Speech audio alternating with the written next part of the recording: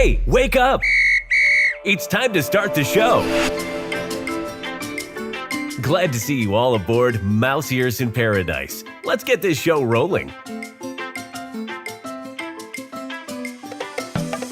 Welcome to Mouse Ears in Paradise. I'm Dave. And I'm Becky. And we are back. This episode, we are going to be talking more about our Disneyland trip. But this side, we're going to be talking more about the park side of things. We talked about the resort last time. This time, it's the parks. So one of the firsts for our family was going on Tiana's Bayou adventure. This was a peer pressure situation. This was a peer pressure. We got peer pressured into this. Been a long time since we'd done Splash Mountain, and I think it probably was with the same people getting peer pressured. And you know, it was one of those, we can't get that wet, can we? But we can. We can absolutely get that wet. Yeah. I mean, we can talk about it in a couple different ways. The attraction itself is, I think, really well done. It's right? beautiful. The animatronics are great. Really cool. Yeah. Super cool. It's sort of a shame, like I'll probably never see them again.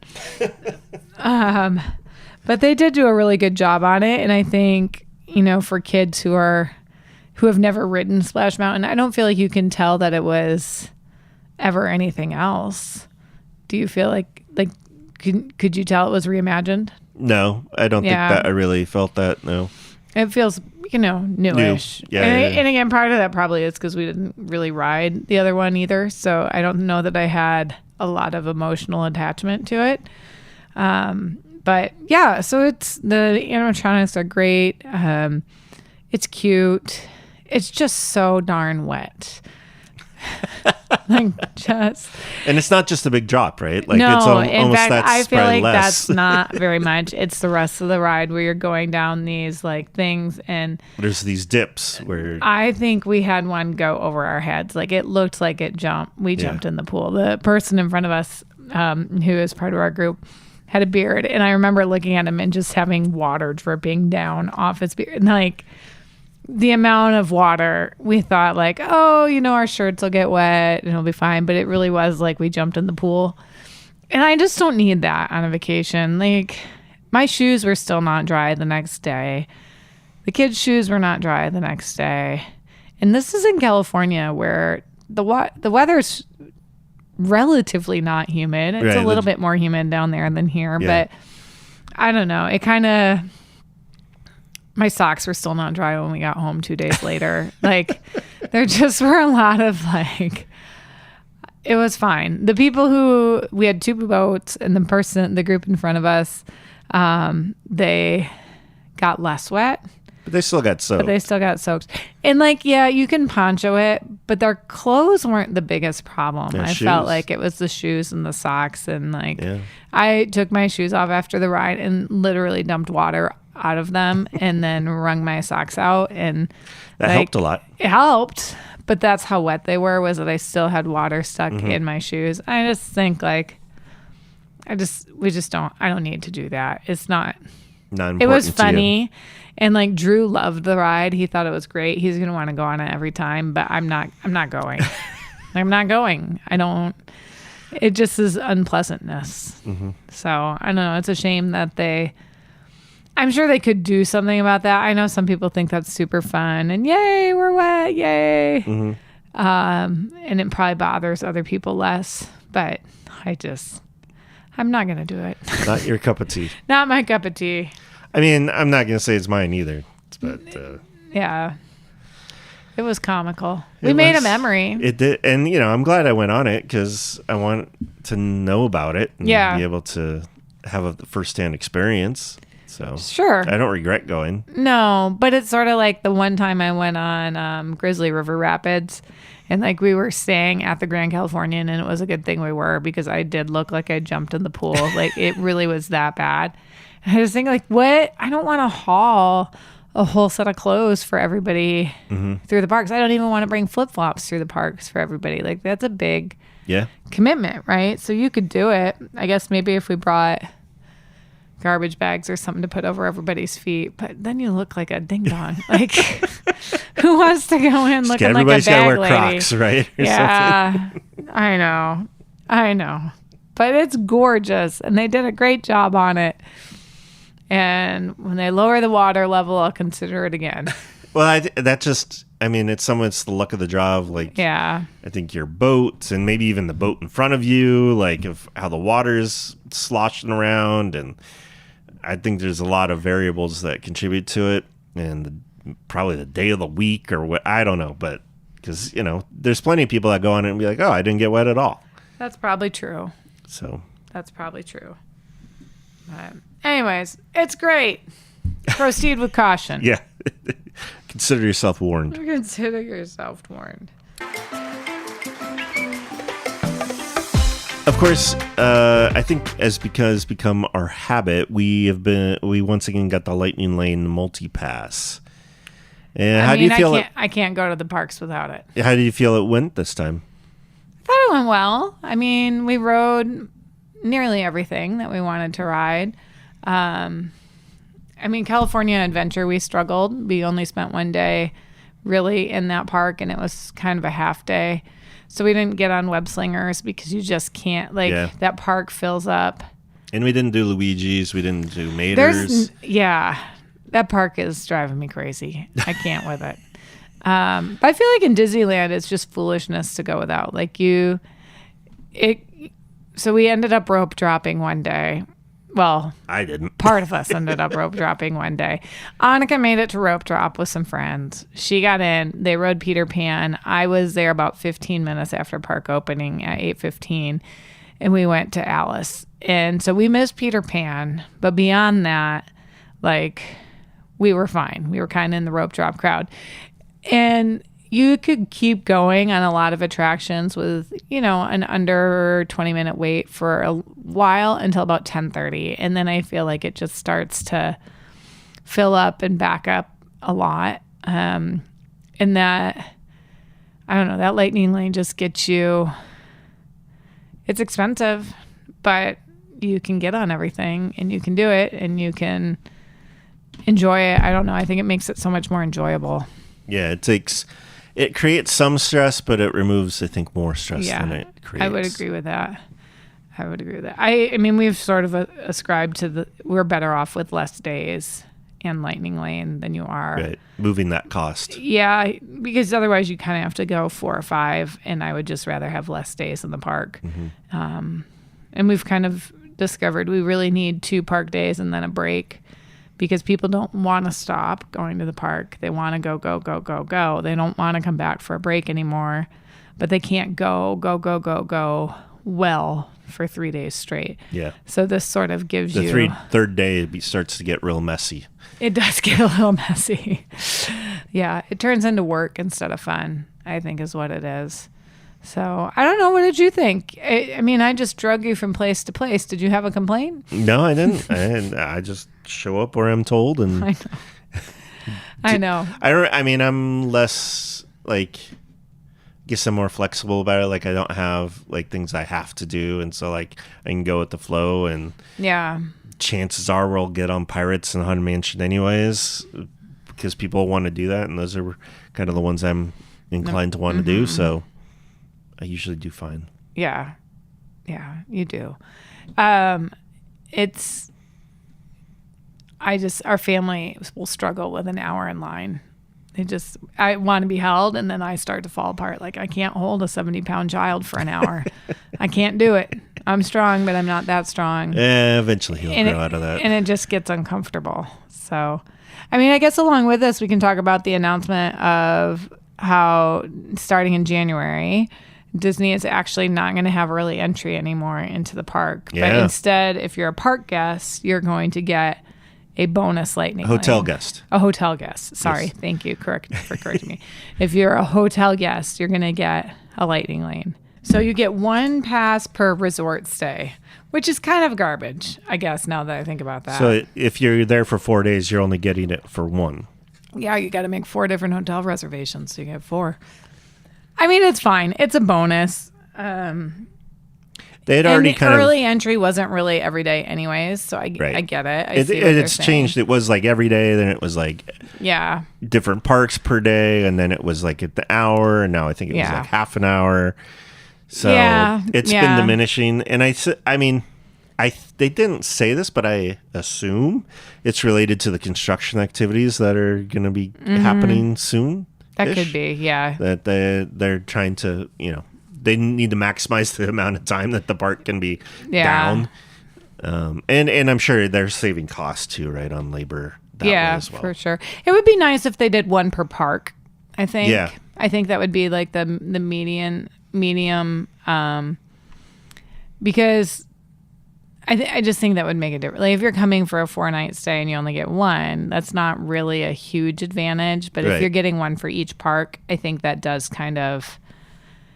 it gives you at least a double ride, or it lets you ride Web Slingers and Toy Story, both within reasonable hours rather than one late at night. Or is Web Slingers not paid for anymore? It's part of the so line. Yeah, I mean. And I'm assuming you won't be able to use it on Rise of Resistance or Cars. Yeah, that is my assumption too. Yeah, it's nice. They don't have to do it. I should just be grateful they're going to do it. I mean, a lot of people are arguing about what's the benefit, like where are the perks for staying on property when you start taking some of these things away. I mean, I know where the perks are. Proximity. It's a nice room. Yeah, they're nice. You're well cared for. Nice. They're pools. Dependable. The pool is there. Like room service. Yeah, I mean, there's a lot of perks. There's a lot of perks, in my opinion, and I know like Pixar Place is going to be losing their entrance along with this, right? So yeah, which also like that entrance is right next to where one of the new attractions is supposed to be coming. So again, it kind of makes sense. At least, hopefully, it's temporary. Hopefully, all of this is temporary, and they come back with all of it. But I kind of doubt it. Yeah, I mean, I feel like Pixar Place, that entrance is really, we've utilized it quite a bit actually, but then they took away the afternoon portion of it anyways, which kind of negates some of the advantage. I don't know that flowing everybody through the Grand Californian is a great idea. It just doesn't have the space and the capacity for that. So that is super I think it makes Pixar Place less attractive. Now, if they're going to drop their hotel rates $100 a night because they don't have it, maybe we're having it unlikely, but maybe we're having a different conversation. But it does kind of knock that one down for me a little more. I mean, now you have the elevators and no entrance. I don't know. It's not great news for them. No. Still cute. Still darling. For sure. And then, we had some nice rooms there. And yeah. So I don't think we'll not stay there, but it does change the dynamics. It changes the dynamic a little bit. Yep. Absolutely. So it's kind of turning into a negative report. It wasn't a bad trip. No. So, one of the positive things from the trip was the Disney Visa photo op in Disneyland, Tomorrowland. We kind of just did it on a whim. Like we were nearby and it was like, oh, we should do that, real quick. There was no line. So we're in there to go to the DVC lounge. So that was what the whole thing was. The people we were with were taking us with them into the lounge. And we had a little bit of a wait to get up to the lounge. And so looking at the Disney Visa thing, Drew was getting pretty squirrely. And there didn't seem to be a line. So I went over and I was like, hey, what's the wait to meet? It was Darth Vader. They're like, oh, it's nothing. You should go. It's like, all right, let's do it. And it was kind of a surprise. Yeah, it was. I would call it an experience. Like it was several minutes of dialogue with Darth Vader. Yeah. And, talking to individuals, and it was this kind of whole scene. Yeah, he kind of questioned the kids on who gave the plans or who has the rebel plans, and are they going to join the dark side to join him? And it was. The kids thought it was super cool. The adults thought it was super cool. The pictures were mediocre at best. Yes. It must be the B team of the photographers. The lighting was just horrible. It shouldn't be. It's like a controlled. Yeah. This is a long time photo op spot. This is not like something new or thrown together. I know. It was shocking how in depth it was, and then like nobody in line.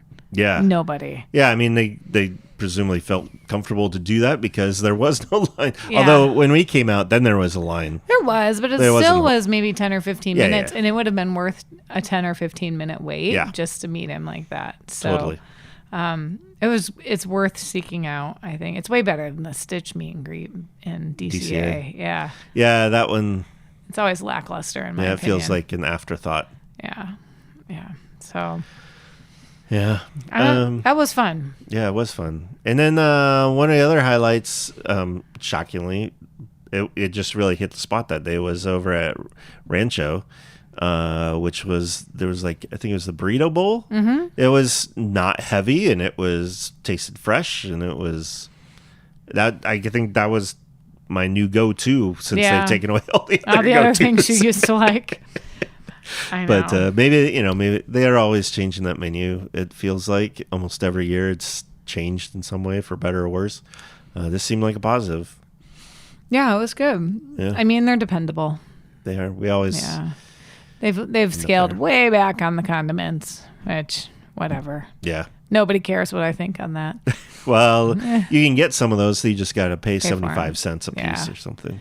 Yeah, which is fine. But it was good. Overall, I think the park was fine. It wasn't as crowded as we've experienced, although most of our trips have been at Thanksgiving recently, so I guess this was bound to be less. But it felt manageable. And the weather was great. I mean, we've had lots of August trips where it's been 100 degrees, and Yeah, this we got summer's lucky on been that so regard. spectacular that way that it wasn't a issue. You should talk about the Walt show. Oh, yeah. So, there's the new Walt animatronic. And I wanted to go see it. I knew the rest of the family didn't probably care or would be interested. So I went off on my own and checked it out. And I thought it would... I guess I didn't really know what to expect, but the Walt audio animatronic itself was moderately brief. It was a very small percentage of the overall show. Most of it was video that I feel like we've seen, and actually specifically I think must have come from the Walt Disney Family Museum. And Bob Iger does a little introduction and everything. So it was nice. Of the audio animatronic, I don't feel looks like Walt, but I do think it's pretty surprising and also great that they are putting an emphasis and reminder that Walt was a person and not just this brand or this company, right? Like he was a person and he helped develop and imagine this whole thing that we're sitting in the middle of at the time. And it feels like for a long time the company had kind of been pulling away from that and trying to help people forget that, and so they're throwing it right in people's face now, and so I think that's a positive thing. So regardless of whether I feel like it looks authentic to what he looked like, I'm still glad it exists and that it's telling that story and reminding people that Walt was a person that came up with this whole thing. I don't remember what I did while you did that. I think I maybe did, I don't know, Space Mountain maybe. Yeah, you might have been doing Space Mountain. Yeah, that sounds right. And I think that's how it went. But Which the kids cared way more. Oh my gosh, yeah, they were not. You can't miss Space Mountain with these guys. But yeah, so I would say definitely check it out. And it was, for me, like I said, a lot of it I'd seen before, but there were people as I was walking out that were talking about how they had tears in their eyes and they were crying, and like it didn't do that for me, which I've had those experiences moments before. This one wasn't for me, but it was clearly moving other people, and I think there were a lot of people that it was new information and a good experience for. So that's a win. that's something. That's a win. Your parade's been back.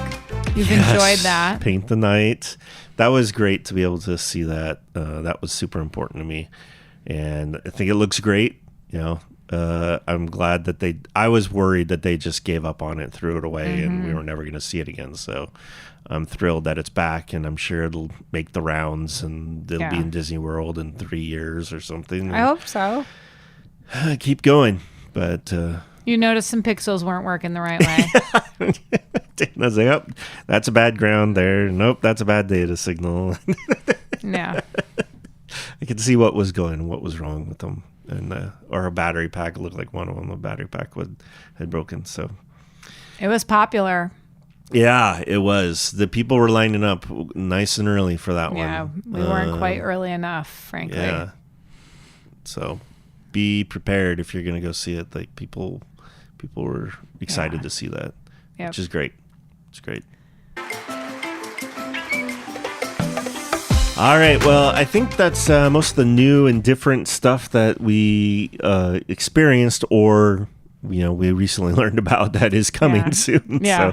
So, playing accordingly. I think the only other thing that we didn't talk about was Oga's is not going to have... Oh, yeah. They're no longer doing reservations. Yeah, which... It'll be interesting to see. That could be a very positive thing, or it could be a crazy thing. I don't know. We'll see. I'm excited to see how that plays out. Like, is it one of those, like, when you get rid of fast passes, lines improve? Yeah, it could be. Type of situation, or, maybe they'll start relaxing on the 45 minutes, or maybe they won't feel pressure to pack people in as much because... we got 20 more reservations that we have to get through the door. If that's not the case, maybe they don't it's care. It's different, yeah. So that's an interesting change. They did not change that at Disney World. That's only a Disneyland thing for now. So there you go. And I think it was one of the blogs I was reading. The theory was, when people are going to Disney World, they're planning like a year in advance. They want that like guaranteed experience of like, I want to know what I'm experiencing. Whereas Disneyland's largely locals where they can like, oh, how bad's line out? Line's not bad. Okay, well, we'll do it next week or something, right? Yeah. So like it's a different kind of customer. So. All right, well, now it is time for magical moments. Indeed. Becky, what is your magical moment? Well, school started. That's definitely the magical moment. Aside from like having everybody be occupied and doing things that make them happy, I told Drew after our first day, because this is his first day or his first year at our school, right? So it's our first year together on the same campus. I said, when you see me, you can come give me hugs or say hi if you want to. He goes, oh, okay. So then the next day I am teaching and he comes over and he gives me a big hug and he goes, you're right. This is really great. Which I thought was really sweet. So I've been getting a lot of Drew hugs at school, and then he goes back and he plays with his classmates and it's just right. So sometimes you just need a hug in the middle of the day. Sometimes you just need a hug and then you need to go back to your buddies. So it's been good. School's been good. People are mostly happy. They're busy. That's all good things. Cool. So Annika and I went to GalaxyCon San Jose, which this is the second year, to my understanding, that they've had it in San Jose. We missed it last year. We had a conflict, so we didn't get to go. So this was our first time at GalaxyCon. And it was a positive experience. You never know how crazy these things are going to be or how busy, what the vibe's going to be. Overall, we had a good experience. I know there's GalaxyCons all over the country, and not all of them have been positive, but this one was positive for us. Good. And one of the experiences I got to do was I met Punky Brewster. Uh-huh. And she was just as nice and friendly as you would hope Punky Brewster to be. And so Becky had been surprised that she was going to be there and was kind of almost tempted to come because she saw Punky Brewster. So I did a video with her. I have a video from Punky Brewster. It's awesome. And an autograph. I know my husband takes good care of me. See, that could have been my magical moment. It could have been, but yeah.